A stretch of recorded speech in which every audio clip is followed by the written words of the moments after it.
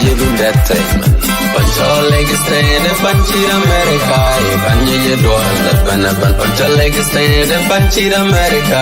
Banyi dwal banaban. Wo koji leg kankaro watana wachin. Oga leg juir pa ogara leg. Panda wadiaye Panchi America. Panye dwal bano. Chingitongo pandon kujuir baya cheka. Paku panda juir wadiabi dwal venting.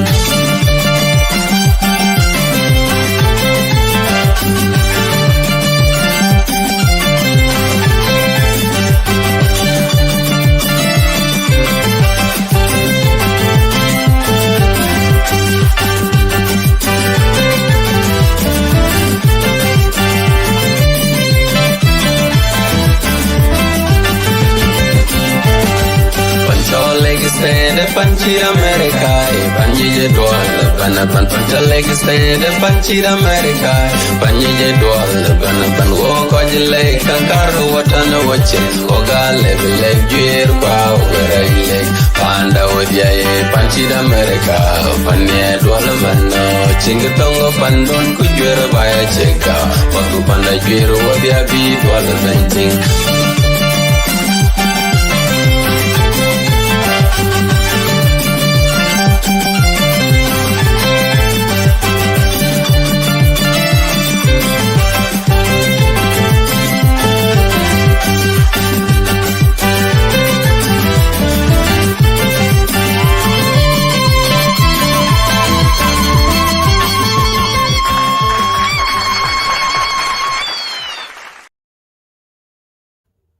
Okay, welcome, good evening, good morning, happy Sunday, everybody. I hope everybody have a wonderful choice service today.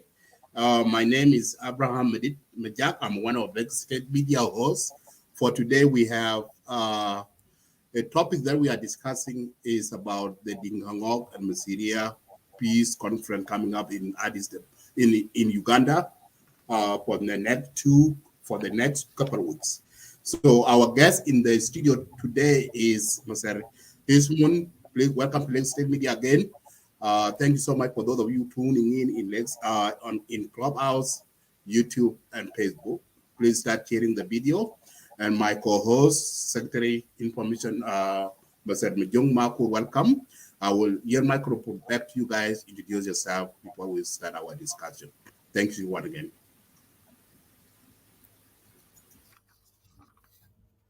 Yeah, thank you so much, Abraham Adit.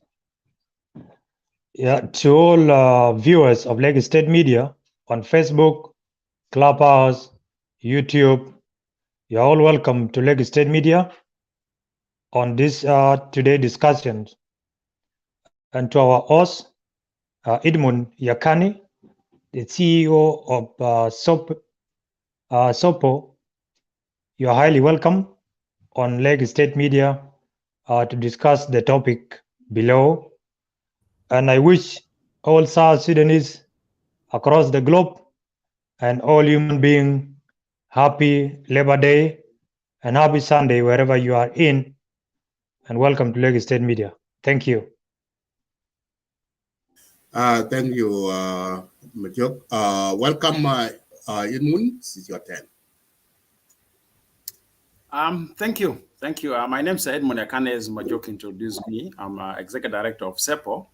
And also I'd like to start by saying happy Labor Day for everyone who is working at whatever various capacity, whatever style of work you're doing. Your work count to the global struggle for development and stability wherever you are in any part of the world. So happy Labor Day for everyone. And of course, I wish happy Sunday to all listeners of Lex. And of course, as you know, we are coming from a multicultural society. I would like to say for the Muslims, Eid Mubarak for their Ramadan, as today they will be celebrating it. So for our fellow Muslims, brothers, Ramadan across the globe. To start with, Abyei is a very complicated issue that if I want to set up the narrative will be too long and may consume our time. But I'll try my level best to bring the actual issues in Abyei protocol in terms of the status of Abyei and why lead us now to have a conference, a peace talks in Uganda. And what does that peace talks exactly mean? Is it in line with the Abyei protocol as per the CPA, or is it a fresh and new processes? What does it mean? So those are the things that I will focus on. And I want to use a bit 10 to 15 minutes to set a bit of narrative that can set a basis of our argument with the listeners, with whoever want to join us in this particular platform. One, all of you are aware that in May 2004, Abyei protocol was signed as prior the signing of one of the long historical agreement called Comprehensive Peace Agreement between the South Sudan by then armed rebel movement called South Sudan People's Liberation Army, fighting several governments in Sudan over use of democratic transformation in Sudan. And of course, CPA, Comprehensive CPA, was signed in 2005. So before the signing of the Comprehensive Peace Agreement, a protocol was signed on Abyei. And that protocol specifically, which was signed on Abyei, was part of the whole political agenda of where South Sudanese feels the government in Sudan is not democratic, it's not genuine. And that protocol specifically is signed with a very key principles. The one principle is Abyei sons and daughters have to determine their destiny. Do they want to belong to South Sudan or to Sudan through a referendum? And of course, this question of Abyei sons and daughters was a disputed question, though the protocol was signed. Who is qualified to be Abyei son and daughter to vote for the referendum to decide their destiny?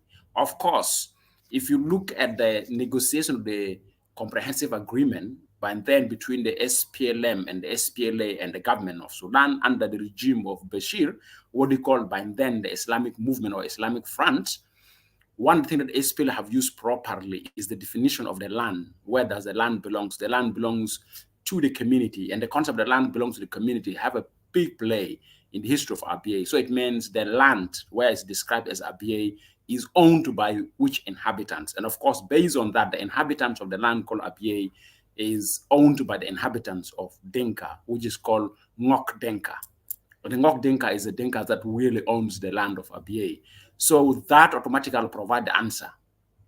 And of course, when the answer is provided is that Dinka Ngok have to be given the right to vote to determine their destiny. Where do they want to belong? They want to belong to South Sudan or Sudan. And of course, this particular equation or this particular call that Dinka Ngok have, the Ngok Dinka have the legal and the legitimate right to decide their destiny, was disputed by Bashir. In several events, Bashir disputed it. So the eligibility for Abyei referendum was disputed by the Islamic regime under Bashir, the NCP, which we said we have, a bit of them are still left in power. And why did they disputed it? They disputed that they want even the pastoralists, the Arab pastoralist tribe, which are migrating seasonally. We're all aware that Misseriya are not inhabitants of Abyei. Misseriya are tribes that are Arab tribes migrating from southern Kordofan to Abyei for grazing purposes, at least 6 months in a year. And that's 6 months, like from January up to June, or February up to June, up to even the season of July, they have to come down. And in 3 routes that have to come down for grazing. So also there's a claim from Bashir that they should be given the right to vote, while actually they don't own the land. The land of Abyei is owned by the Ngok Dinka. This is as history have proved. But of course, these has moved to several events after Bashir disputed the eligibility. And procedurally, Abyei referendum is supposed to happen before South Sudan referendum, which South Sudan have to decide it also to whether South Sudanese want to become an independent country or they want to be part of Sudan. And of course, South Sudanese voted to be independent. That's why today we're an independent state. But we're supposed to have Abyei referendum before that. Now, because of the clashes between the leadership in Juba and the leadership in Khartoum, the case of Abyei was taken to a permanent arbitration court. And of course, the court have to base their argument on something. The court have to base their argument on an instrument established with consensus of the South Sudan, the Juba government and Khartoum government by then. That means between the SPLM and the NCP, they have reached consensus that to establish a mechanism called a boundary commission, ABC. It's more of like a boundary commission, a board that need to look into the boundaries of Abyei, exactly what is defined as Abyei. Where is it? Because Abyei is at the borderline of South Sudan and Sudan. So the boundary commission or the ABC were able to zero down a clear information on what exactly is defined as Abyei at the border of South Sudan and Sudan. And the result of the Boundary Commission was used in the Permanent Court of Arbitration, and where the ruling is that Abyei belonged to South Sudan. And of course, Bashir disputed that also, because that have linked with eligibility of a voter during the referendum among the Dinka Ngok to decide whether they want to belong to South Sudan or they want to belong to Sudan. So that all this time have been disputed, and Bashir does not want to give in that Ngok Dinka have the legal and all the rights to vote. And of course, this has been long dispute. And of course, after the ruling of the court, Khartoum have not accepted and become a continuous dispute. And following that, there was quite atrocities committed by the Misseriya under the aiding of Khartoum. So Khartoum have been aiding the Misseriyas and supporting them to come really and give a disaster in Abyei, and they start fighting the Ngok Dinka. And we have registered quite a number of incidents that may constitute as a crime against humanity in Abyei committed by the Misseriya. And the Misseriya are armed by the system in Khartoum, by then under Bashir. Even recently, we have seen clashes happening. And recently, the clashes, for me, it gives me a different interpretation of who the Misseriya are. And that I'll come back to it later before my conclusion. So if you look at that particular processes, those processes has created a tension, has created a level that already Juba and Khartoum have no consensus on the votes or on the eligibility of the vote of Abyei referendum. And immediately AU come in. AU have established something called AU high-level panel, and by then headed by the former president of South Africa, Thabo Mbeki, to look into this issue of Abyei. Of course, Thabo Mbeki was looking what they call the unaccomplished tasks of the CPA, because there's a task of the CPA which were not accomplished, and one of them is Abyei faith, or the faith or the status of Abyei. And Thabo Mbeki, in his work also, Thabo Mbeki have clearly zeroed out a conclusion from his work on as AU High representative or AU High panel on Abyei. He have zeroed out that the whole rights of vote for determine the status of Abyei should be only allocated to the permanent residency of Ngok Dinka. So it means Ngok Dinka that are permanently residing in Abyei have the right. So what does that mean? That means if you're Ngok Dinka, you're outside Abyei, you can't vote. That's what Mbeki have given. So when Mbeki concluded as on behalf of AU that the legal right have to be given to the permanent residents of Ngok Dinka in Abyei, that was at the same time aiding the actual agreed upon principle of the right to vote on Abyei referendum, who have the right to vote. So Mbeki reinforced that. And of course, that was not perceived positive by Bashir. Bashir is hard. And that have led to the level that even our current president, His Excellency Salva Kiir Mayardit, one time wrote a letter to the chairperson of AU Commission. And in his letter, if I can quote it, is that Salva said that he saw there's no possibility of reaching an understanding between Juba and Khartoum over the disputed region at any time, even if the discussion have to continue for 100 years. That's our current president's statement, saying he's convinced that the discussion between Juba and Khartoum to reach consensus on the status of Abyei, even if the discussion have to go for 100 years, there is no opportunity that people can reach a consensus on this particular issue. And of course, this has also angered the leadership in Khartoum, and the Khartoum leaders were still aiding Misseriya to come and destroy Abyei and put Abyei. Of course, that's why now the sons and daughters of Abyei took a decision to run what they call their own independent referendum processes. They're running on what basis? They did that referendum process on the basis that all legal arguments around eligibility concluded that it is the Dinka Ngok or the Ngok Dinka. The Ngok Dinka have the right to decide on their destiny. Based on that legal argument, automatically, the sons and daughters of Ngok Dinka conducted their own referendum. And the referendum came out very clear. It is the 3rd of October in 2013. That's actually 2 months before the crisis could happen in South Sudan. They went for a referendum, and then the referendum decided that they belong to South Sudan. Of course, both Juba and Khartoum have not acknowledged that referendum process. Both Juba and Khartoum termed that referendum process as a unilateral. And I remember Waniga have talked about it as a vice president by then, about the unilateral decision on the referendum that was conducted by the Ngok Dinka sons and daughters on deciding their destiny. So that referendum was not acknowledged. It was disputed by both Juba and Khartoum, but for Ngok Dinka sons and daughters, they believe that is their actual opinion. If they were given under any whatever organization, be it AU or be it UN Security Council or be it whoever that want to conduct a referendum will still obtain the same results. So they believe those are their actual results, their actual voice as the sons and daughters of Ngok Dinka that have the legitimate right to vote as per what I've said, the arguments that have been done in the past, as I've narrated right from the Abyei protocol until the other process of the Court of Arbitration and comes into the AU heap under Thabo Mbeki. So that is it. So one of the biggest issues of Abyei that I want to zero out here, if we're going to discuss that, we're unable to reach consensus on the status of Abyei between Juba and Khartoum was actually issue of eligibility of the voter. The eligibility of the voter is disputed. Until now, there's no concern around it. Why? The dispute around the eligibility of the voter is simply because Abyei is a rich area, is a rich land, is a land with the oil. And if you remember, even somebody like me still, I'm questioning the drawing of the borders of Abyei, where Pantau was the two, Pantau and Bom was taken out of Abyei map. At least Pantau shouldn't be out. Okay, Bombo can be out, but Pantau, which now is being named by Sudan as Hijlich, was ruled out. I think that the boundary demarcation by the Permanent Court of Arbitration was looking for compromises. So the only way to compromise is give Sudan some part of the oil field like Pantau, which they call it now Hijlich. And remember, we fought over the ownership of Hijlich before our independence. We went and SPLA took over Hijlich control, and of course, it raised the international call until SPLA has to withdraw out of Hijlich.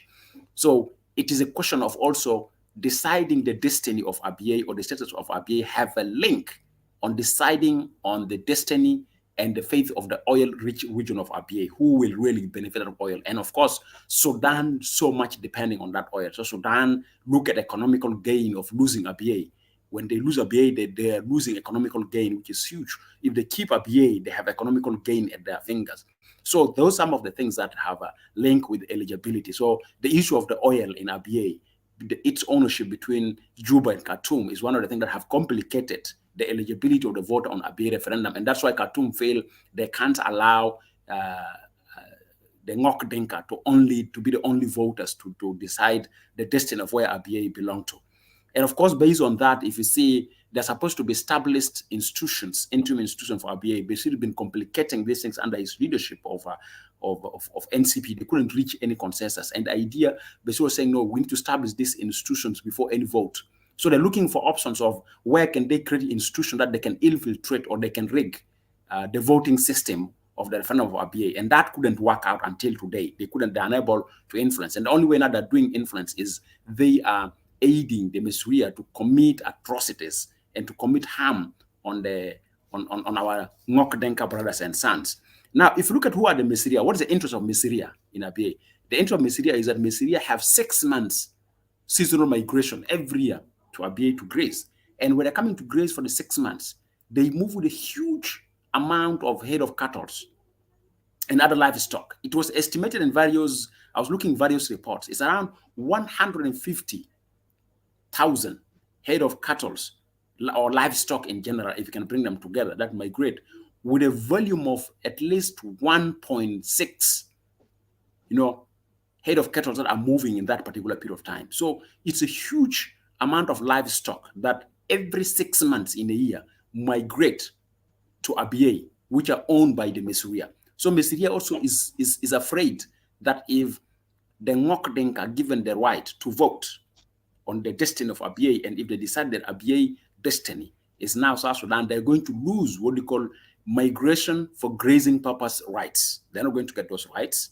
So, which actually for me, it is a premature decision that they have made.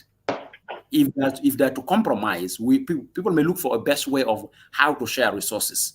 Because remember, that particular boundary line between South and our borderline is the longest borderline. But also remember, for both South Sudan and Sudan, the borderline define our economic strength. In terms of human resource, it's concentrated there. In terms of livestock, it's concentrated that line. And if we talk of natural resources and mainly look at oil, it's also concentrated on our borderline. So our borderline is of mutual economical benefit for both Juba and Khartoum if we can reach consensus. But of course, Khartoum doesn't want to reach consensus. So these things continue.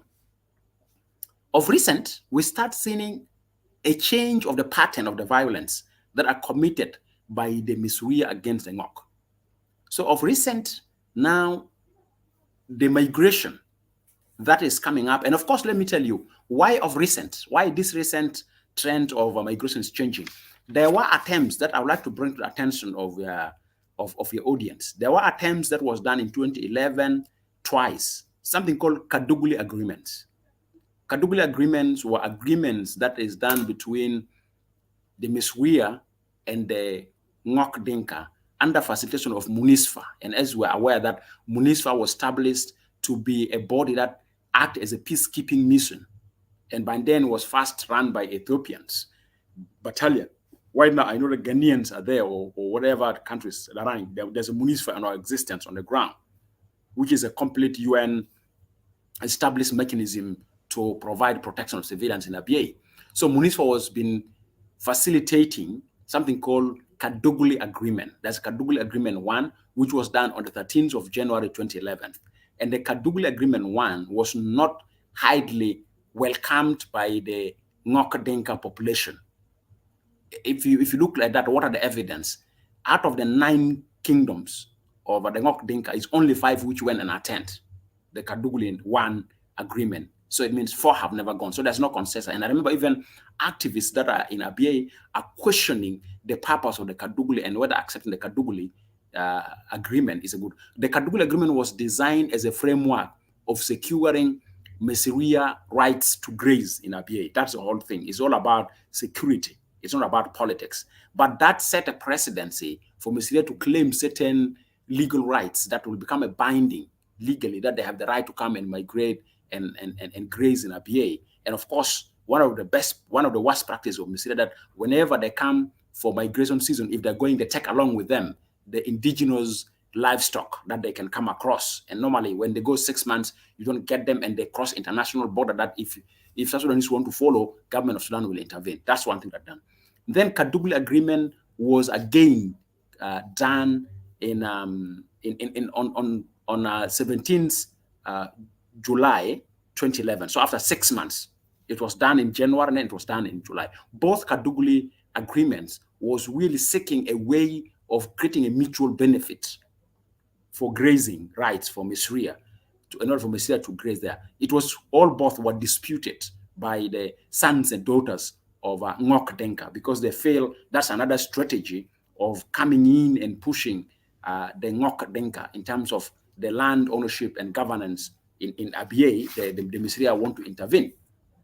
And of course, one of the person that from Ngok Dinka that has given a big positive message about this both Kadugli attempts agreements, which was done in January 2011 and then in July 2011, was saying, you know, these agreements are meant only for security purposes, not for political any purposes. But of course, anything offers a political gain. And specifically, when you start looking into the 3 routes of Misseriya annually migrating to Abyei for grazing, those routes will be legitimized in agreements like the Kadugli one. And these are part of things that the Misseriya are trying to reach to consensus. And of course, Misseriya also have said that during the ABC consultations on the issue of will defining who owns Abyei, that they were not consulted, which for me is a strategical return back of Katumba and then regime of Bashir, that they want to use the Misseriya to dispute the consultation that have taken to the court of the permanent court of arbitration because they don't like it. So for me, that's the narrative. The question is now, why now Kampala? Why now Kampala peace process? Yeah. This simply because that's a big question now. That's a big question. Why now? Why not in the past? And what does it mean? And for me, that's actually the center of discussion apart from the narrative. And quite so all the audience who are maybe following here have the same narrative that I have shared, or they have more detailed narratives. Because for me, I don't take a lot of time in the narratives. And all of us are aware of the narratives about Abyei. But our focus right now is why Kampala conference now? Kampala conference now because the pattern of Misseriya carrying attacks against the Ngok Dinka, it's changing. One, the pattern is this, and which I think, for me, it is one of the messages that I wish our brothers and sons of Abyei that will attend the Kampala conference will make it very clear. One, there's already migration of the Arab tribes that have destabilized the Sahel region, that in Niger, that I work in Niger, in all these Sahel countries, that there was a huge destabilization by armed Arab tribe militias, and even the Janjaweed. They're the same Janjaweed.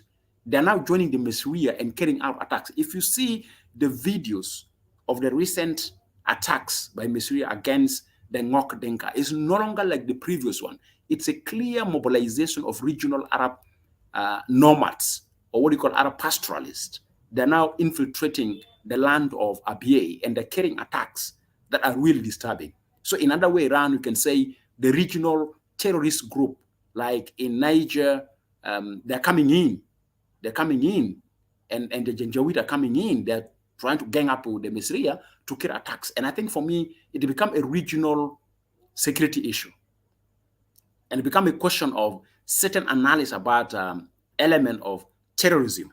So these groups who are abandoned terrorists are now taking advantage of that. And of course, for us in South Sudan, we need to be very careful about what is happening in Abyei, and specifically the Kampala conference, is that we need to clearly set a narrative, a correct narrative, that what is happening now, the pattern of the violence against the Ngok Dinka, is not a question of Ngok Dinka. It's a question of now the Arab nomads are mobilizing themselves to infiltrate Abyei, and they're committing atrocities that are equal as a crime against humanity. So likely Abyei may become a breathing space for these Islamic movements, that you can call them. There are various slogans of Islamic notorious movements in the region. And Abyei may become for them a fluid ground. And of course, with the dispute that are going on in Sudan, they might become an exit strategy for other forces that are in Khartoum and they are discontented with the government. They may come back to Abyei and use these and infiltrate insecurity in Khartoum. So it's of mutual benefits for Juba and Khartoum to see that the Kampala agreement is created at that particular moment. So it's because of this particular analogy. That's why UNISFA is a bit disturbed. And remember, why Kampala now? This didn't come out of blue, this particular peace process in Kampala. It came after when the UN Secretary General Special Representative to AU, who is a former Minister of Foreign Affairs for Ghana, she's called Hannah Tete. She was one of our mediators of the revitalized agreement.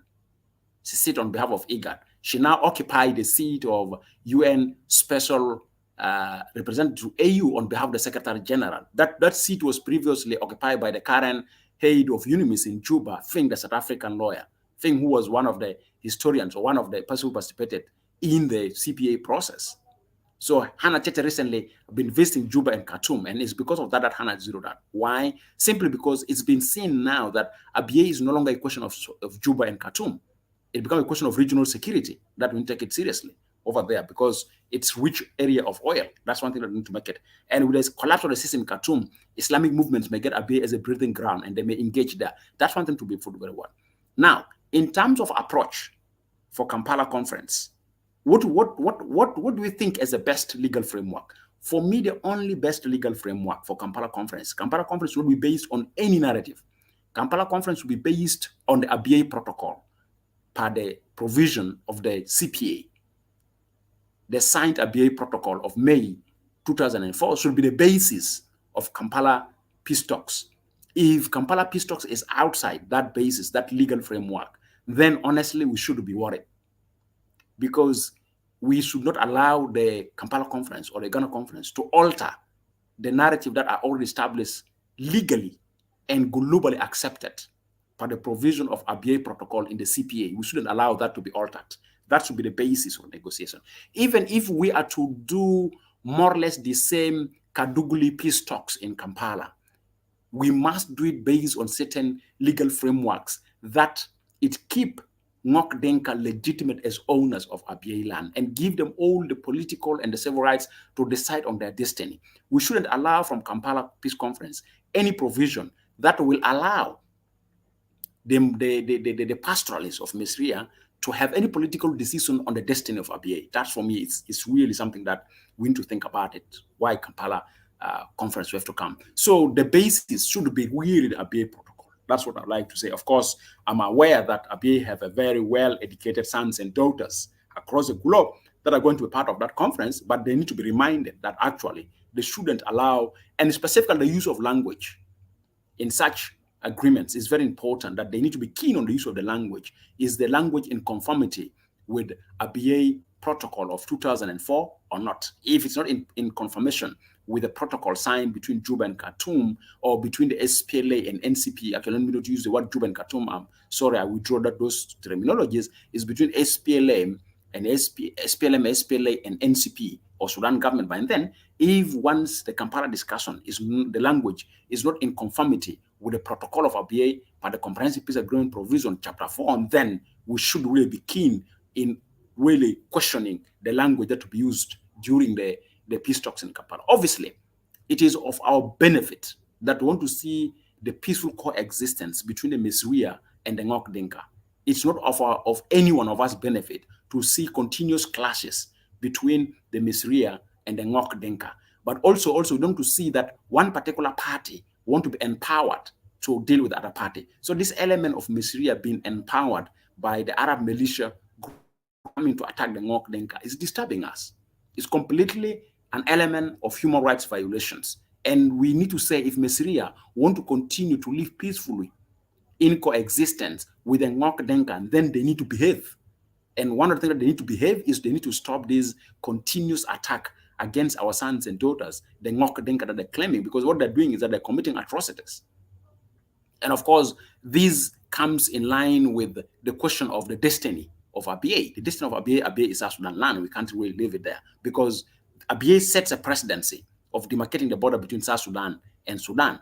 So if we don't stand up, and I think this also comes again to the attention of Juba, the leadership in Juba seems to be losing focus and losing interest on the debate going around the destiny of Abyei. Though we see political statements, but don't see those political statements translate to an action that give confidence that also Juba is really taking the question of destiny of Abyei serious, apart from treating Abyei as a county of Warab state, which for me, treating it as a county is okay, bad. It is a borderline that require proper commitment, require proper statements. So my question is that also, what is the position of Juba towards the Uganda or the Kampala peace process between the Misseriya and the Ngok Dinka? I think Juba needs to have a strategy in approaching that, because I'm quite sure Khartoum will come with strategy through the Misseriya. What's our strategy behind the Ngok Dinka? And that's why I took this particular platform, for us to raise this argument.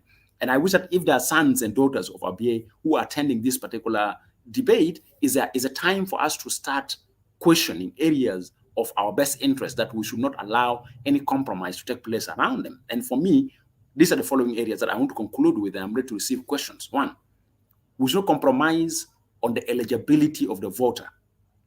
If this comes on the agenda in Kampala, there should be no compromise. It remains 100% a legal right of Ngok Dinka.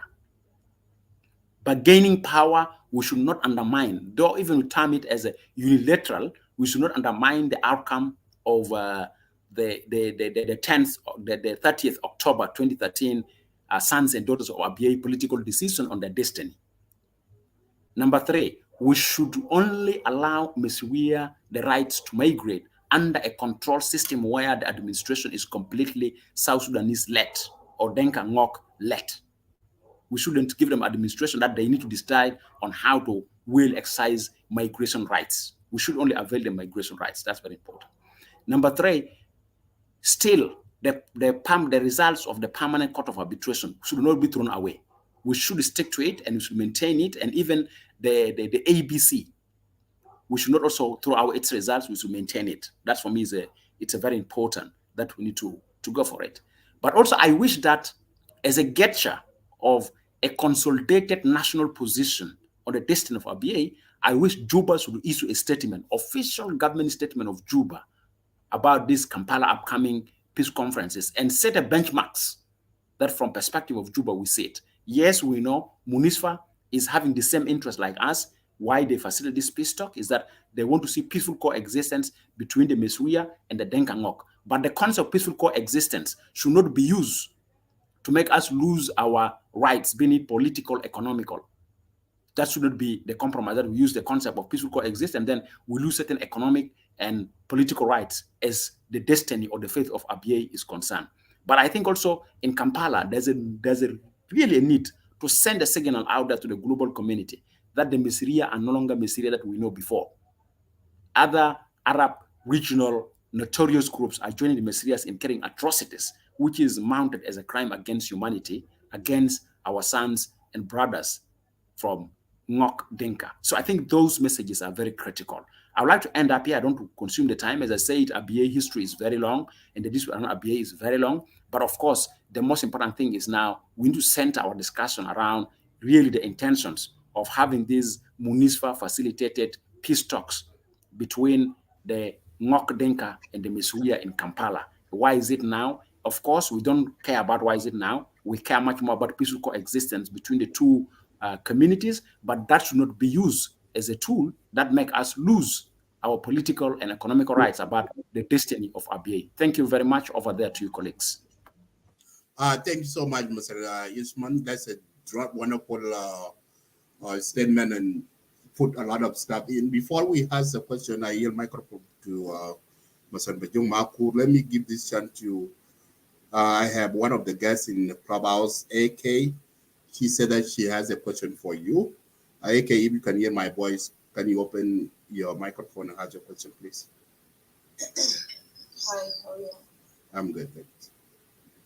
Yeah, I just wanted to know, like, where are these statements coming from? And if so, there's a citable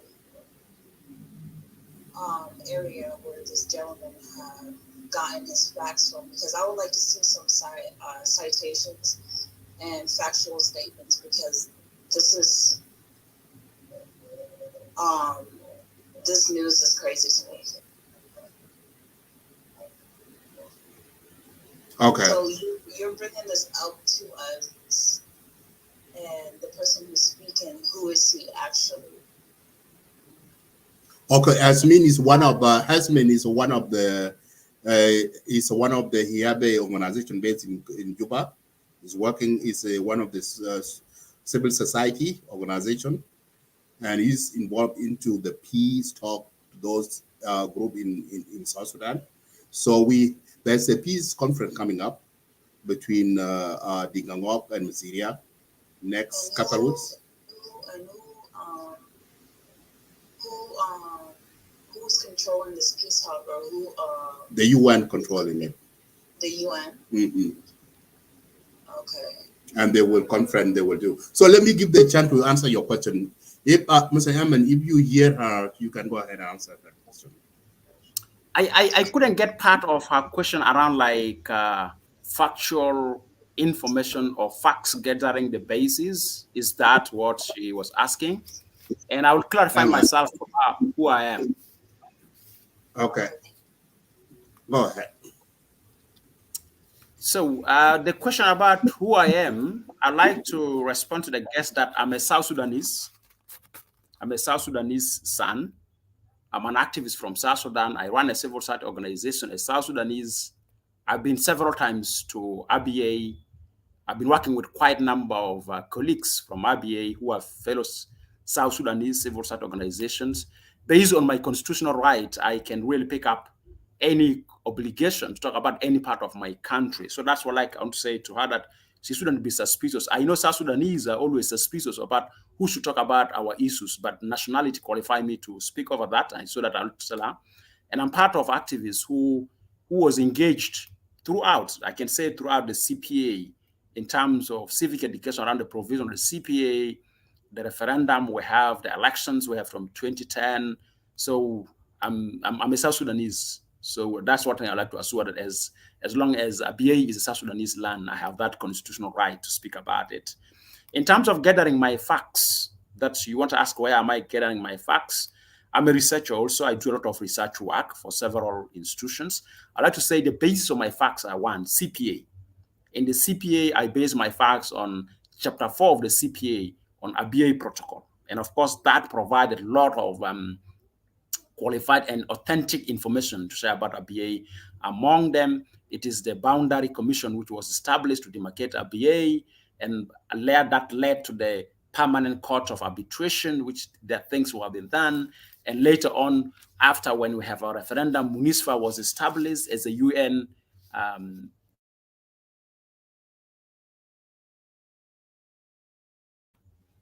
so I hope I didn't miss.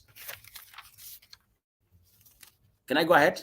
Yes, go ahead. I hope AK, I hope he did answer your question, right? Yeah, I hope I hope I'm answering AK. So my facts are based on chapter 4 of the peace agreement, and specifically the process that have been undertaken with chapter 4 on the Abyei protocol, where we have a boundary commission established to demarcate Abyei. I've been closely following that. We've been speaking to it as an activist. The permanent court of arbitration outcomes, we've been speaking about that. We've been campaigning about it. And I've been closely following the incidents in Abyei, writing as a human rights activist about the atrocities committed in Abyei by the Misseriya against Dinka and Ngok. And I've been monitoring the pattern of the Misseriya engagement, and I've been closely at the borders in Abyei in several events looking into it, and been following closely the 2 Kadugli meetings that have been happening. And of course, I raised the concerns about the Kadugli meetings, and I've been working with my colleagues activists in Abyei, and I've been interaction in terms of, I don't know whether, if AK is as a son or as a daughter of Abyei, if he's raising that, I will tell her I'm in direct contact with sons and daughters of Abyei at their various capacity. And of course, I've been engaging with them in campaigning about Abyei, and I've talked about Abyei in several platforms, in AU platforms, in IGAD platforms, in UN Security Council platforms. I've met quite a number of missions that are either regional or global coming to Abyei, and I've been closely engaging with the UNISFA. I used to go for advocacy work with the UNISFA, or I meet with the UNISFA in Juba. So that's what I'd like to say who I am. About the event is called by UNISFA, which was targeted on the 5th and the 6th of May in Uganda. And that is an outcome of what? This is what I'd like to answer AK. That's the results of the UN Secretary General Representative to AU, who is a former Prime Minister of Ghana, Hannah Tete, recently had 2 shadow diplomacy visits. She went to Khartoum and discussed the question of Abyei with the leadership in Khartoum. Then later on, she flew down to Juba and had a discussion. So with both center of power, Khartoum and Juba, she reached conclusion that there's a need to call for a peace talk between the Misseriya and the Ngok Dinka. Why? Because the recent incidents of Misseriya against Ngok Dinka is a bit disturbing. The way how they carry the attacks, the way how they move on with the rivals. And as I've said, is that the pattern of the Misseriya have changed to the best of my knowledge. That's why now the Misseriya are no longer the Misseriya we know before. They are now armed to the level that they're aided by the other notorious Arab tribes that are disturbing the region. In Niger, you have notorious group, Janjaweed, you have as a notorious group, you have some groups in Libya, in Darfur there's a few groups, in Chad there's a few groups. So these groups are now aiding the Misseriya, and I'm analyzing the videos that were available online.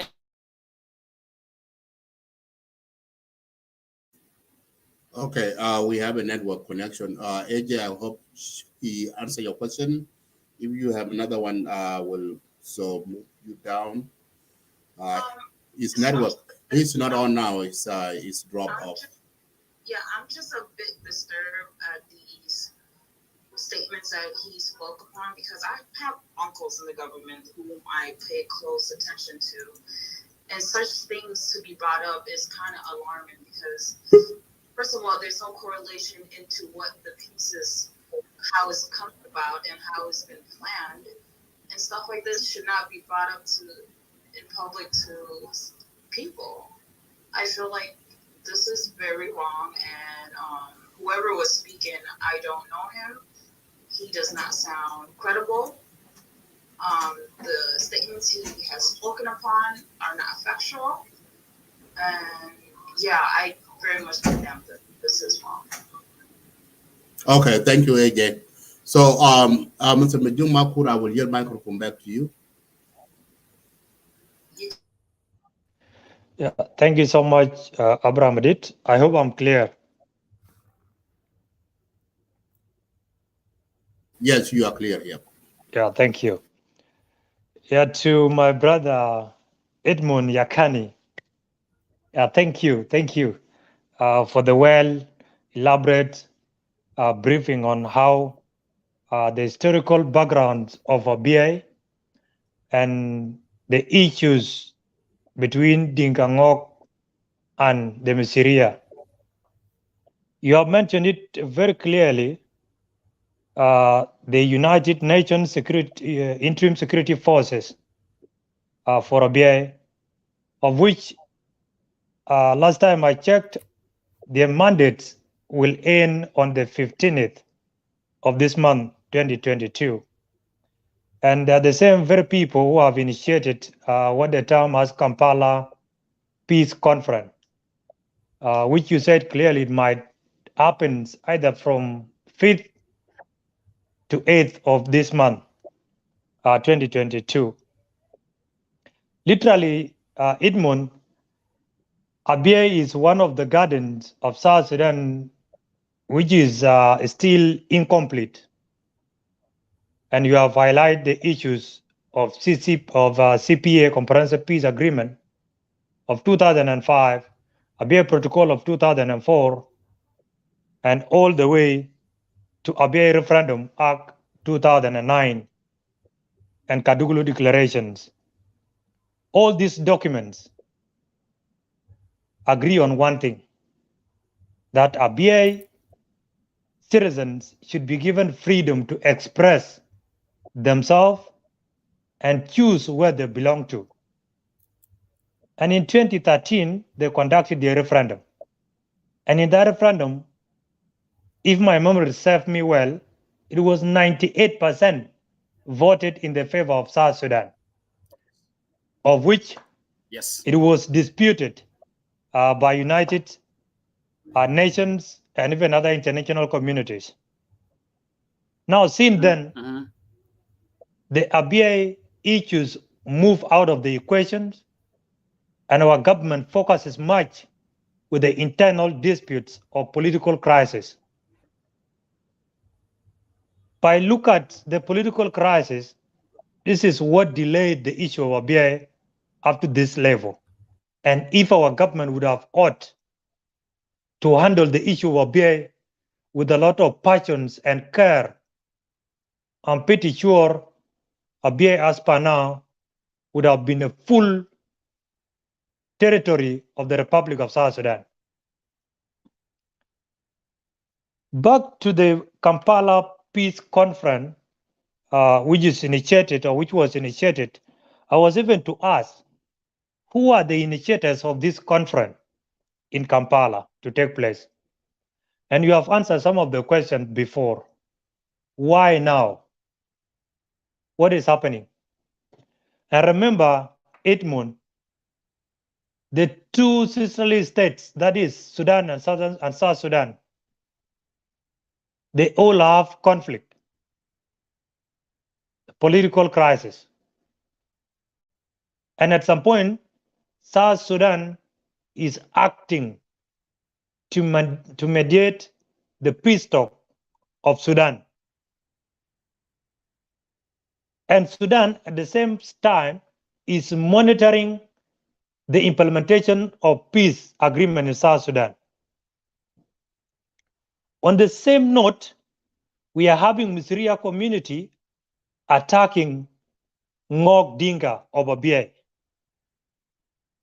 What is the response of Sudan regime, and what is the response of South Sudan government in regard to this attack? On that line, it is United Nations Interim Security Forces is now initiating that these two communities should come together and discuss. And not only coming together within the territory of South Sudan or within Sudan, they're taking them to Kampala. And yet, the current agreements which our leadership are busy implementing was partially initiated in Kampala. And what are the fruits of this agreement so far? Do you think, as Edmund and my brother Abraham Adit and all South Sudanese in Clubhouse, do you think this conference will yield some fruits or will reduce the crisis of Abyei versus Misseriya? That's the question I can pose per now. And then later on, I will come in with some of the comments and the last questions on my part. Thank you. Thank you, Majok. Mr. it's your turn. Go ahead and answer those questions. Now, before Edmund, there is something here I want to make it clear to all our audience and the viewers. The issues of South Sudan are up to different level. And any South Sudanese who is well informed is entitled to talk of any issue so long his approach is an eye-opening approach. Because South Sudanese, as per now, need people to talk to. South Sudanese are really and highly traumatized to the extent most of them are dying. And the reason of that, we are lacking information. So if there is anybody is willing outside there like Edmund Yakani and other several South Sudanese, especially those in Clubhouse, we always discuss the issues of South Sudan here in the diaspora. Then we should always pay attention and listen to this or to that voice. What we need is civic education. Thank you. You can take over, Edmund.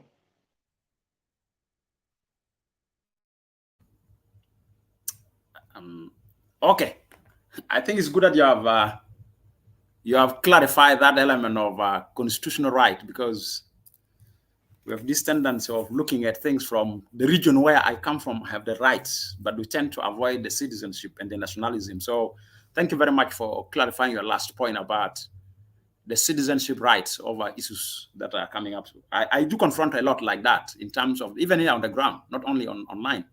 People on the ground will ask you, like, who are you to talk about our issues? You go and talk about your own issues in the home, as if I'm not nationalist. So, and also I will urge that if somebody is disputing me in terms of facts, should cite it exactly which facts have I cited wrong, so that also I will correct myself. You know, this is a learning process. So if I've cited some facts that are not correct, you better tell me, like, this particular specific facts you have cited is not correct, and I'll go and improve my research basis next time so I can come with, I will never repeat the same mistake in future. But responding to you, thank you.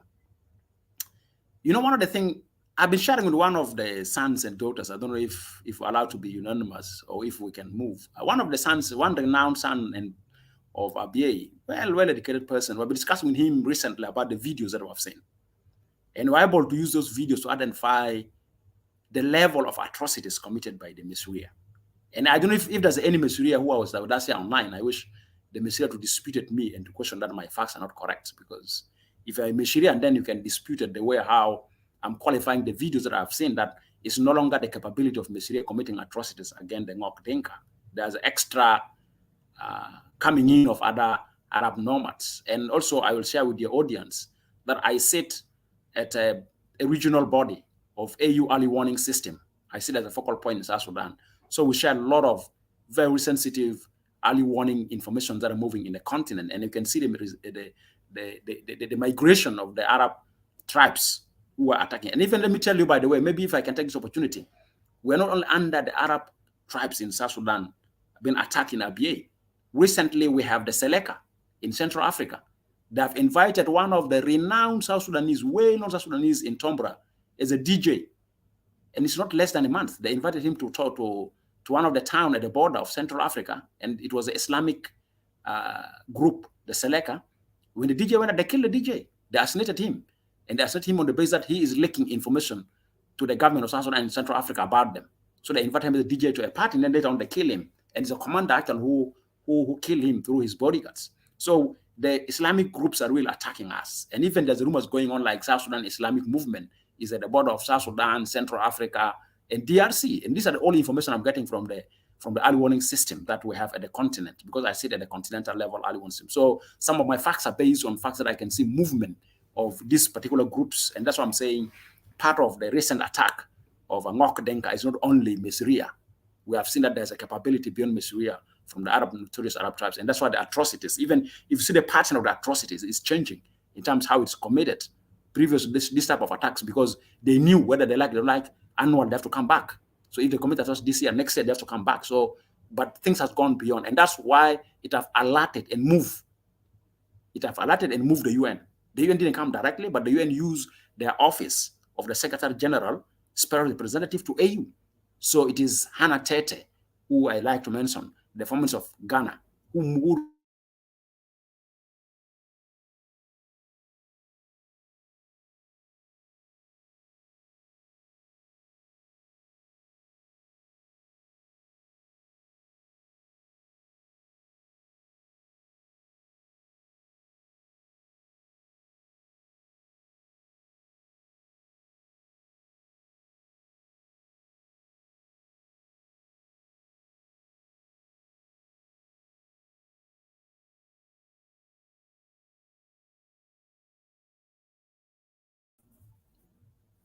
hello? Yes, hello, Sorry, yes. I'm off, but I'm back. Yeah, yep.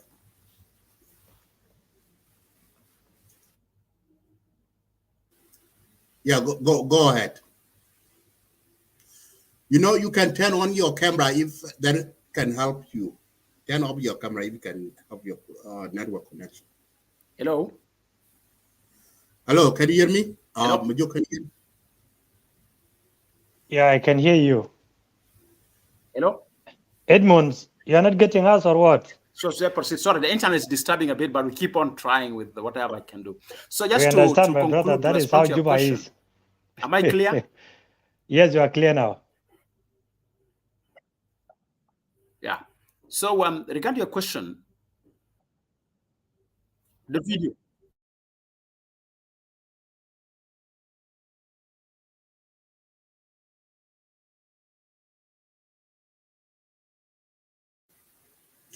Okay, meanwhile, while we were waiting, let me open this one up here.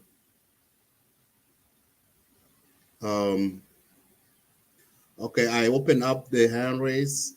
If you guys in Clubhouse, some people will come up, that will be fine. Okay, yeah, while we're waiting for our guest to come back, he having a network issues in Juba there. I just want to make this one statement clear to our South Sudanese people in Clubhouse and the people who are watching in Facebook. You know, the issues of Abyei between Misseriya and Ngok. This one is a very big issue. All our people in the Abyei area are dying every day. And attack is coming from Misseriya. And we see that the UN is there and is not doing nothing to save people life. And also the government of South Sudan is not doing nothing. So this is the call that if this peace conference is going on. Can I turn my video off? Yes, that would be good. So go ahead, yeah, without video. Yeah, because the video is consuming. Yeah, the video consuming. So yeah, so this peace conference is mainly triggered by UN office of the special representative to AU, Hannah Tete, because of the nature of the atrocity that has happened. And of course, the intention of these particular peace talks in Kampala is really based on the principle of peaceful coexistence between the Misseriya and the Ngok Dinka. It's not really so much political, but I'm quite sure that as such peace talks will have a political implications if we don't approach it well. And that's why I was really calling upon the leadership in Juba to have a say over this peace conference in Kampala. And of course, this peace conference may go ahead because when UNISFA come out forward with about it, it means already preliminary negotiations were done and consensus were reached that these peace talks would take place. And I know that the way how UNISFA declared is going to be inclusive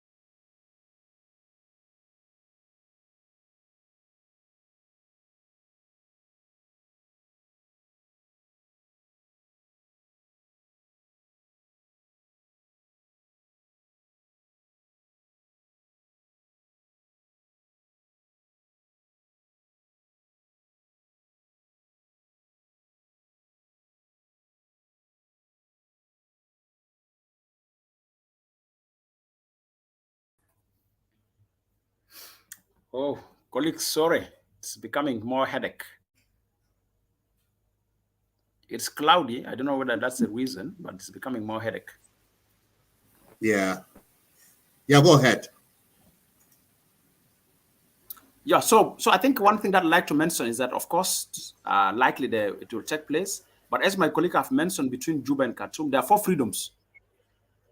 If you remember when Juba was midwifing the peace in Sudan, and when Sudan was midwifing the peace in South Sudan, and recently when they met in Juba, there's these 4 freedoms agreed between Juba and Khartoum.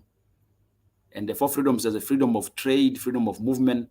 So likely what my colleague was asking me about Juba and Khartoum handling peace process of the either sister. So now why are we in Kampala? They treat Kampala as a neutral ground, that the Misseriya will not feel they are so much humiliated if they host these talks in Juba.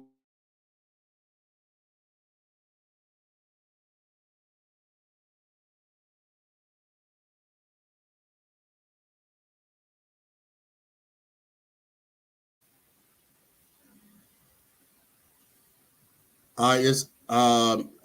So let him. Okay, let's wait for him. The network that is really getting worse.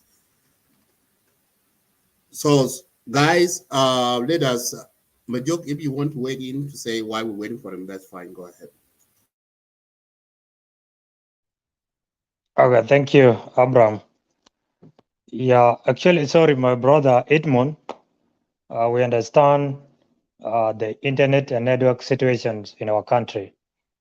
As we are waiting for you to come back, I will just need to add a little bit of the topic. As I said earlier, Abyei is one of the garden which is incomplete of South Sudan. And when you look at how we are approaching the issues of Abyei, it tells you that our issues will not be resolved soon until the entire government of South Sudan give full attention to address the Abyei scenario once and for all. And if we are reluctant, claiming that the issue of Abyei will be handled after our internal dispute, then I'm seeing Abyei becoming the entry point of the terrorists in the territory of South Sudan. And you have heard from my good brother Edmund that Central Africa also is trying to attack or to provoke South Sudan, as well as Misseriya on the other part of Abyei. Literally, So we are. So colleagues, I'm joining using my phone. All right, proceed. Yep. Yeah, so I think for me, my answer is that the 4 freedoms is something that we need to watch out. If the 4 freedoms surface again in Kampala peace talks, but obviously the narrative I have per now, per my interaction with many people in UNISFA, is that it is meant mainly to promote peaceful coexistence between the Ngok Dinka and the Misseriya, and to ensure that similar atrocities cannot be witnessed in the future, like what has happened recently to the Ngok Dinka when it was carried out by the Misseriya. So I think I will end up here. If there's questions, I'm ready to welcome. And of course, as I say, the internet is a bit disturbing, but I'm ready. Still, I'm on to respond to any question. And of course, we are building sense here now in this discussion. Thank you over there. Okay, thank you. I know your network over there is really not giving you a time, and we will not be asking a lot of questions because of that network. But continue ahead with Majuk. Go ahead, continue with your question. Yeah, thank you. Yeah, brother Edmund. It's okay, my brother. Those are the challenges we are facing in our country. And yeah, I was saying that I'm looking at the issue of Abyei. If we don't give it full attention, it might become an entry point by the terrorists.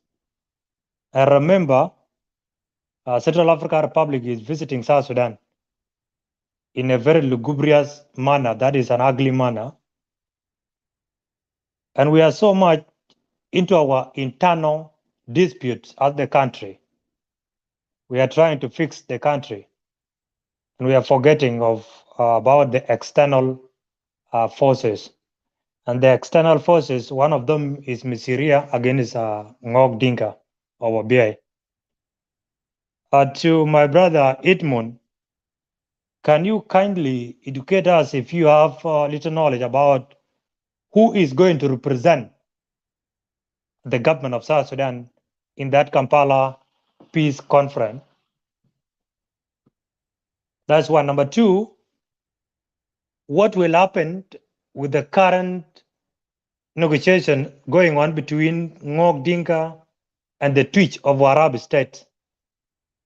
I understand the Vice President Hussein Azalbagi Ai is leading that talk to address that issue once and for all. What will happen with this? If you are there, Edmund, you can highlight us on those two questions. Yes, I'm online. One, with regard to the Kampala Peace Conference representation, am I clear? Of course, you are clear. Yes. Yeah. So the representation will be that the political leadership of Abyei administrative area will be fully involved. On behalf of the government of South Sudan, obviously the government of South Sudan will send some also representative that's specifically for Juba, but Abyei administrative area will play a big role. And the information I've seen about the delegates to the conference is inclusive. Traditional leaders, youth, women, civil society of Abyei will also join the Kampala Peace Talks as a delegates. Of course, not everybody, but the same delegates that represent them in that particular discussion. So that's how the representation will be happening. And I think UNISFA will sit as a mediation table, and that means UN generally will be sitting there. And you have seriously statements coming from one of the Troika member state, like United States, have issued a question of there's really a challenge, there's a fear that already human rights violations taking place in Abyei, and we've seen those coming. So at least you may have the Troika, may have presence in that particular Kampala talks. What I don't know is to what level is Juba standing up and aiding. Of course, the direct representation on the table will be the leadership of Abyei administrative area. I'm quite sure also I'm aware that some sons and daughters, intellectuals of Abyei, will join the table of negotiations. Of course, some of them are part and parcel of the CPA negotiation, which help us in that, like our Honorable Minister for East African Affairs. We may have other intellectuals that are maybe in country or outside country may join Kampala peace talks. Of course, that's the way how representation is going to happen. From the Misseriya, it's not easy to read. I try to give myself details, but of course, few of the Misseriya in Sudan government and few of the Misseriya in Kordofan, Southern Kordofan leadership will join. I'm really interested in the individual names of the Misseriyas because I have a list of whom I think are so much notorious in the negotiation. I want to see whether their names will surface out of that. And of course, the lists are not yet up to par now. They're not yet out, but I'll keep watching. I'll keep on following, tracking with my own network to see that I can come across the names and do analysis of the people who sit on the table and Sudan government, how they're going to be there. So that's the way how I can answer, or I can provide answer to your question around the representation of the delegates in the peace talks. And of course, Ugandan government will be there also sitting, negotiating, and of course, the contributing country, likely contributing country to UNISFA forces in Abyei also will have representation. But of course, UNISFA sits on the driving seat as a negotiators. What we up to now didn't know is the preparation in our side. What are the items of the agenda and to what level are we preparing against each item of the agenda and what is our position on each item of the agenda? As we know that our brothers and sisters from Ngok Dinka should be the direct involved negotiators because that touches them. But politically, as a leadership in Juba, we need to back them up because it's no longer a question of Dinka Ngok, it's a question of territorial definition of what South Sudan is. So from Juba, we need to have a huge political backup for our brothers and sisters who may sit on the direct negotiating table or from the Ngok Dinka. Now, if this conference comes, likely, my brother, I would like to say this conference may post or may bring a suspension of the Ngok negotiation which have really gone badly, and we have never witnessed this before. It's for the first time of its kind that has happened, and we hope that this cannot aid misunderstanding among political leadership in Juba because of the Ngok Dinka and the Twitch classes. And that's why sometimes I would like to say, South Sudanese, we're so much harsh on ourselves while we have external threats that may invest on our weaknesses. So likely this Kampala conference is going to call a hold or post, or is going to suspend a bit of Ngok Dinka and Twitch negotiation, because now the Kampala become an external and become a top priority compared to this, which is domestic and which is internal. But obviously, one of the things that I'm a bit concerned about the Ngok Dinka and the Twitch is that we need to avoid politicizing this particular process. If we politicize this particular process, it will open wounds that will never heal it urgently or will never heal it quickly. And that's why the political elites that come from both communities, from Ngok Dinka and Twitch, have to lift their hands out of those particular issues. These two communities have coexisted for long without any problem. But some few people now want to instigate a violence among these communities, and we need to suspend that really. Because remember, we continue now, Ngok Dinka and Twitch classes. Now Misseriya is attacking Ngok from one side. It's the same scenario. We have just few months ago, we've been seeing Balanda and Zande classes in Tombra. Seleka is dealing with them with the one section among the two classes. So internal we're fighting, and external we're forces that is claiming lives. And I used to tell people that the death of the DJ of Tombra killed by the Seleka is a clear signal to the country that terrorists are sending messages. They will teach us a lesson. And remember, before that, forces of South Sudan have clashed with Central African forces at the border.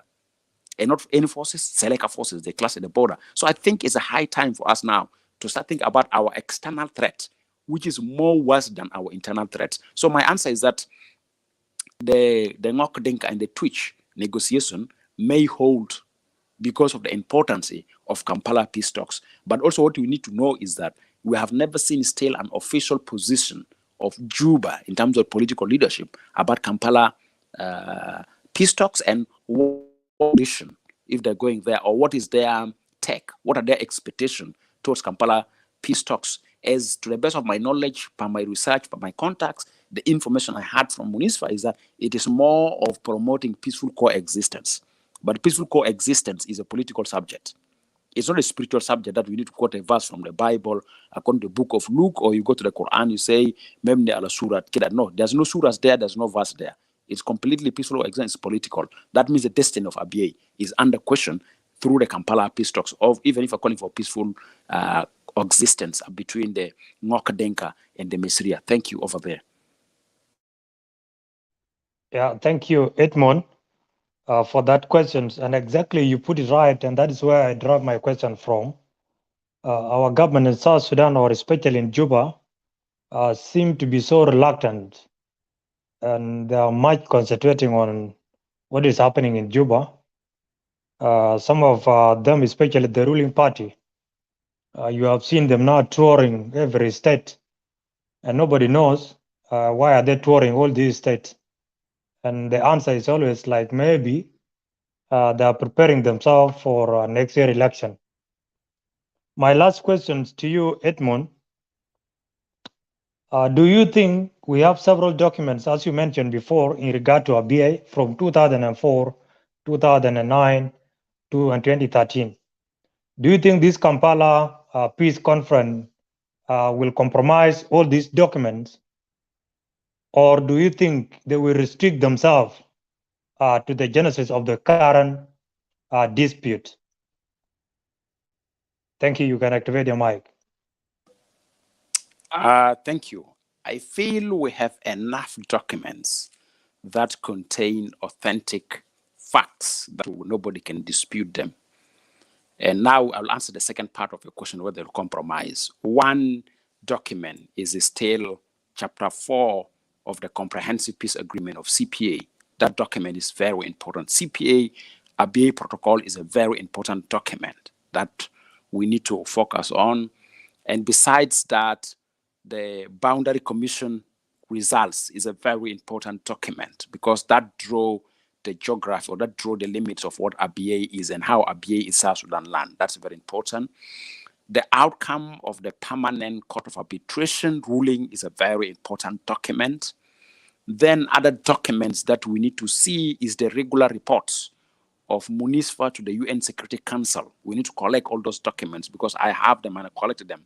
And they set the basis of my arguments or the facts I'm speaking is because I have all those reports, at least every single UNISFA report to the UN Security Council. I have a copy of it.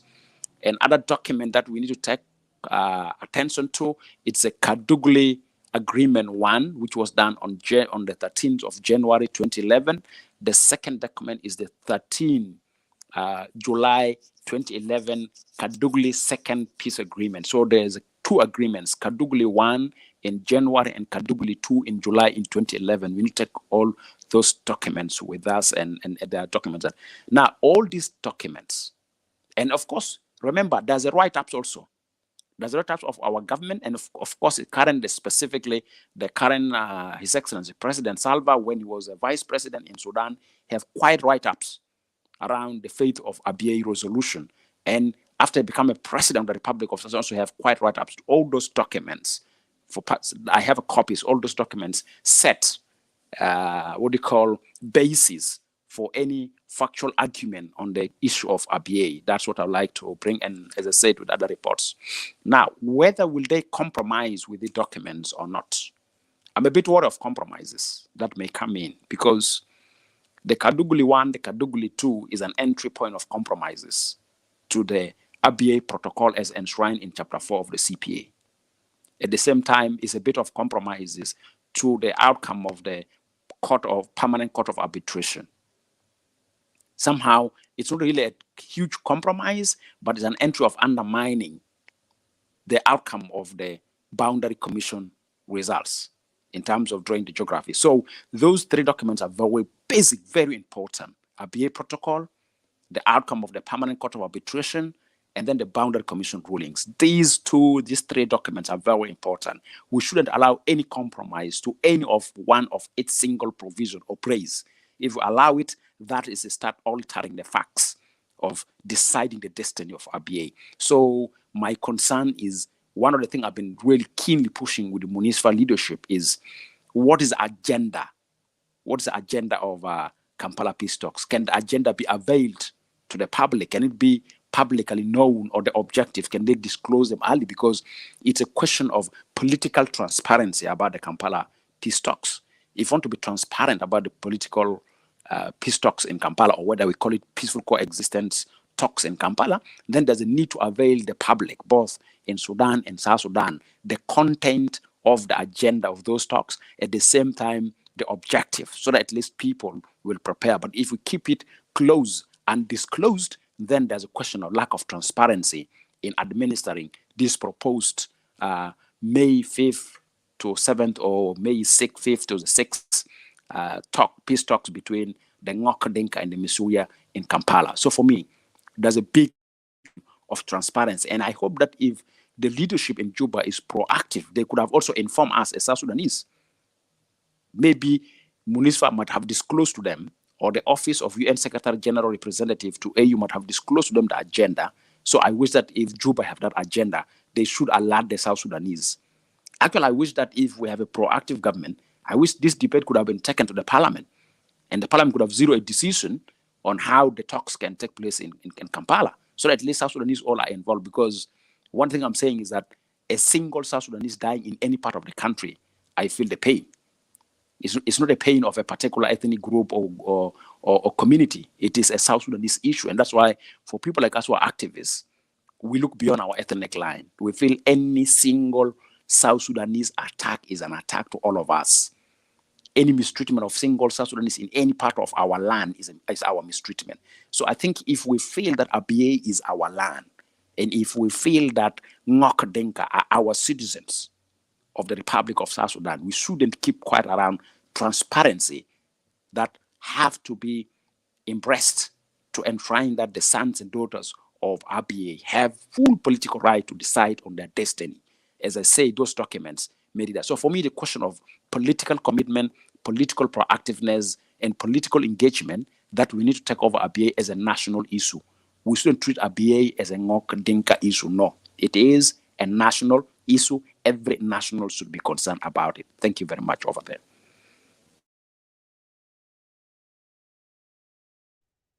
Yeah, thank you, my brother Edmund Yakani, for your answers. Now I will yield it back to my co-host Abraham Adit, and if there is anybody on Clubhouse having questions, then they will be given a chance or comments to weigh in. Thank you so much, Abraham. You can take over. Thank you, brother Mujib. That's wonderful. Let me give. I think I will not give any chance to Clubhouse. I turn off the airways, so we are come to end the interview. So to end this, brother Yasmin, my question to you is about the government of South Sudan and the government of Northern Sudan. Now, the current government. How do you think the government of South Sudan will work with the government of Northern Sudan so that they can start talking about the peace or to bring the issues of Abyei into that aim? Because we, as you mentioned before, that Abyei people, they bought independent a referendum a few years ago, and the independent they bought, either both sides they didn't recognize their voting. So what will South Sudan government will do with the northern government to work together to give the Abyei their right to vote, so that they can, because we know and you mentioned the good point that the issues of Abyei is not just a Dinka Ngok issues, is concern all of us, because the Ngok area is belong to South Sudan, and South Sudan government should work hard so that the Abyei people should be the part of South Sudan. So can you give us what do you think about this conference will take place in Uganda? What are the both two governments will say about this? Because I know this peace between Misseriya and Ngok, but both governments are not involved, but even though they send their delegate there. But this is a starting point for two governments to start talking about the issues of Abyei.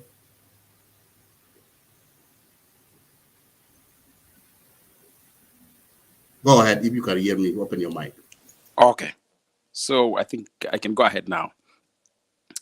One thing I'd like to bring it up is that both Juba and Khartoum, in terms of political stability, are depending on each other. That's one thing I'd like to bring to your attention very close and clear. Two, there are political elites in Sudan whom are not actually pro-Abyei becoming an independent land of South Sudan, and still they're so influential that they can command manipulation of political decision with regard to Abyei. The question comes is, to what level is Juba prepared to push them back, since they're influencers? As remember, Juba is depending on Sudan, Sudan is depending, Juba is depending on Khartoum, Khartoum is depending on Juba, especially economically. And recently, with the oil prices being high, they had a mutual benefit about the oil, though we know Sudan have lost a lot from the oil revenue in terms of figures, that they have lost huge number of money that they don't have anymore, like other fees that they used to gain, they will not gain now because it has come to an end. But based on economical interest and political backup, both Khartoum and Juba depend on each other. The question comes is now, are they willing to be open to discuss the fate of Abyei? I still doubt. I really doubt that. I doubt that in the sense that the political stability of Khartoum and Juba is more stronger than the destiny of Abyei. So that's one thing that I still doubt, and I don't know what level is Juba prepared. I know Sudan may push harder, more harder, and South Sudan may be more of a compromising ground if we are not careful, if we are not well prepared the way how we are now, because Khartoum will push so much. They realizing that we so much depend on them. That's one thing I need to see. That thing we need to know is that also who is influencing leadership in Kampala over this agenda. And this would have been actually our internal homework. Is there any other players that are coming behind the curtains and engaging leadership in Kampala in hosting this? Is Kampala playing a big role on the agenda discussion on the table, or Kampala is only a host venue that have no any political decision that to make? Of course, Kampala and Juba, they're in good relations, but sometimes the best interest your other friend may influence your decision of how you work with a current friend. So there's a need us to watch out the leadership in Kampala. Are they under influence of Khartoum or not? Either the Khartoum or direct not Khartoum. We need to look into that. So for me, that's a bit of things we need to look at it. The second thing that I like to bring, we should not forget some other players outside Juba and outside Africa, Qatar. We are building something with Qatar, and you can do analysis of Qatar and Khartoum relationship. So we need to also watch out what is happening, what's going on, some of the broader analysis that we need to look into in order to see to what capability is Juba going to face Khartoum in that particular discussion. But the question around whether they are open now to discuss the destiny of Abyei, I'm really doubting about that. What I know is that UNISFA is being so much exposed to the UN Security Council, watching atrocities that may mounted as a crime against humanity happening. And I think UN Security Council somehow want to show a sense of responsibility in using their office, that of the representative to AU, to negotiate a deal of peaceful coexistence. Is more of, there's this slogan in UN Security Council when it comes to genocide, after Rwandan genocide, never again. So UN Security Council is based on the principle of never again genocide in any part of the world. But what's happening in Abyei against the Ngok Dinka is really, it may mount as a genocide. So they don't want to lose the principle of never again by making sure they are proactive in raising peaceful coexistence between the Misseriya and the Ngok Dinka. But of course, UN have no any primary responsibility to decide the destiny of Abyei, apart from the political processes that are agreed in the CPA time under Chapter 4 of Abyei Protocol. Now, the strengths of Juba, if you're asking me if I'm to act as an advisor to Juba, the strength of Juba for me, in terms of really finding a solution to Abyei, is bring the issue of Abyei to the Parliament of South Sudan. Bring the results of the referendum of Abyei to the Parliament of South Sudan to decide on it. That will act as a pressure point for Khartoum and regional international forces to be proactive in zeroing a decision on the fate of Abyei. But the more in Juba we are so reluctant, we're not discussing Abyei. Abyei become like a forgotten issue, and Abyei become an issue of Ngok Dinka and Twitch classes. The moment we relinquish Abyei to that level, and the moment we don't give a political presence on the agenda of Abyei, that gives Khartoum advantage, and that gives the Islamic movement advantage. And remember, one of the things that I would like to bring to attention, like what my brother have said about we shall be facing attack of terrorists, the recent last Misseriya attack on Ngok Dinka, do you know what happened? Comes immediately after unification of Islamic political movements. There are about 6 of them. They build what we call Islamic Alliance in Sudan, and which for me, it's a return of NCP coming back to system by having an alliance of different extreme Islamic movement, political movement. They have made an alliance, and the alliance, they call it as Islamic State Alliance. So that for me, from where we are coming from, the history of our classes, if you treat South Sudanese as a Christian end entity and Sudan is an Islamic end entity, that particular equation have not yet come to an end. And the best entry point to bring it back on motion is Abyei, the district of Abyei. And that's why we need to really analyze beyond looking at Abyei only as the issue of territorial definition. No, we need to look at other interests that may come. So for me, my answer to your conclusion, my answer to your question is that I don't think there's openness between Juba and Khartoum over Abyei. It is UNISFA who is driving it, simply because UNISFA is faced with challenges of atrocities being committed before them, and they're unable to control it. They're trying to create an avenue or a space or a platform where the 2 tribes can reach consensus that do not commit atrocities against each other and somehow compromise from the Ngok about the Misseriya influence in the system of governance in Abyei, which may be linked with the issue of migration and grazing rights. Those are some of the things that UNISFA is thinking about it, so that they look more relevant. They don't look like they're weak, that they're unable to protect civilians, and specifically Ngok Dinka, from the atrocities that are committed by the Misseriya, which may mount it as a crime against humanity, which personally for me I described as a crime against humanity, and several statements I've issued recently. So for me, we need to see Juba being proactive prior to these Kampala peace talks. The proactiveness, I mean what? Our parliament need to have a discussion over that and put a parliamentary motion, parliamentary position over that. And I think secondly, for Juba to really have a strength, the outcome of 30th October 2011 Abyei Sans referendum. We should not undermine it. We should use it as a stick to create a pressure for an urgent decision on the destiny of Abyei as a South Sudan land. Because shift of power in Khartoum and Juba, you don't predict what will happen in the future. So since the players that are still in power are the same players of the CPA, we better push a quick decision on the destiny of Abyei. That's my conclusion. Thank you so much, Mr. Yosman. Majok, go ahead and put your last statement, and then we'll close down the show. Yeah, thank you so much, Abraham Adit. Yeah, to my brother Edmund, can you turn on your camera at least to give word of appreciations before you go to sleep? Yeah, thank you so much, Edmund Yakani, for your interest always to talk about South Sudan. No any country will ever prosper without the voice of its citizens. South Sudan need our collective responsibility in order to realize our full potential as a newly state in Africa.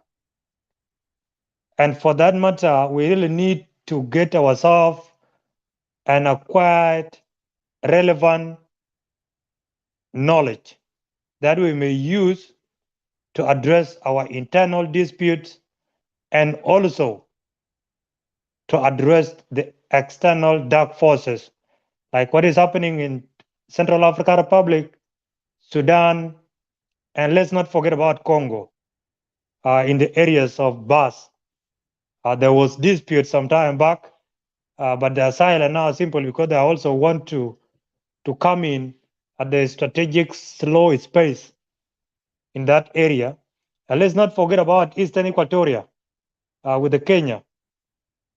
So we actually, South Sudan will remain with only Juba and the central part of the country if the government is not being cleared and look at the issues of the country beyond our dispute of office to office, especially the political class. Thank you so much to Abraham Adit. Thank you for creating this topic and bringing in our good brother, Edmund, who is always there anytime we need him. He always pop up despite the difficulties in Juba and despite the frustration of the internet. He always tries his best to come and share his thoughts with his fellow citizens of the country. Thank you so much. Let's keep talking. Society that always talk is a society that find a common ground to rest their mind in a peaceful coexistence. May God bless you all, and may God bless South Sudan, and we will meet next time. Thank you. Thank you, Guy. Thank you, everyone. Thank you. Thank you, Guy. Thank you for those of you in Clubhouse and in the Facebook and YouTube. Thank you. Have a wonderful day. See you next time. It's your boy Young Love, I give him that time. Punch legs stand and punch it America. Banye je doll, the banaban. Punch legs stand and punch it America. Banye je doll, the banaban. Walk on your leg, kankaro watana watching. Oga level leg, gear, wow, garay leg. Panda with ya, punch it America. Banye doll, bano. Chingatongo pandon, could you ever buy a check out? Papu panda gear, what ya be doll venting.